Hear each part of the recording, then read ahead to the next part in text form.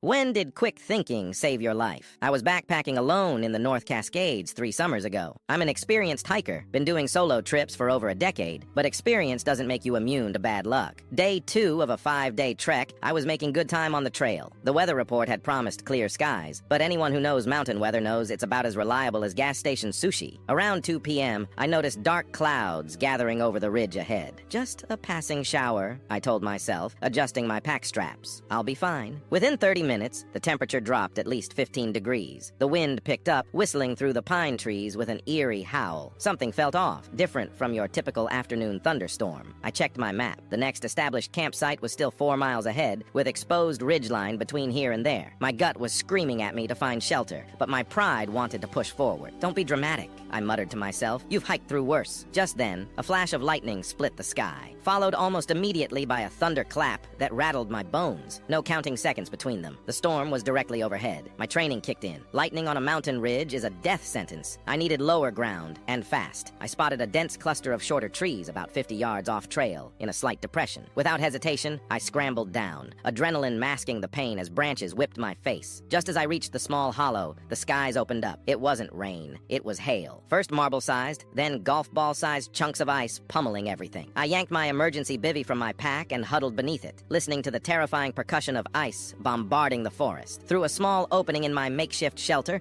I watched in horror as a massive pine about 200 feet away exploded with a blinding flash. The crack was deafening. Splinters of wood flew in all directions as the lightning found its target. That could have been me, I whispered, my voice trembling. That would have been me. The storm raged for nearly 3 hours. When it finally subsided, I emerged to a transformed landscape. The trail I'd been on was now littered with fallen trees and branches. One massive trunk lay directly across the path where I would have been walking had I continued. As I hiked out the next morning, abandoning my planned route, I encountered 2 forest rangers heading up to assess storm damage. "You were out here yesterday?" one asked, eyes widening. "We recorded over 70 lightning strikes in this area. Got reports of 3 hikers injured up on Cascade Pass. Almost made a really bad decision," I admitted. "Something told me to get off the trail when I did." The older ranger nodded solemnly. "Smart move. We're still trying to reach a guy who was reported overdue. His last known location was that ridge you were heading toward. Later, I learned they found him. He hadn't been as fortunate."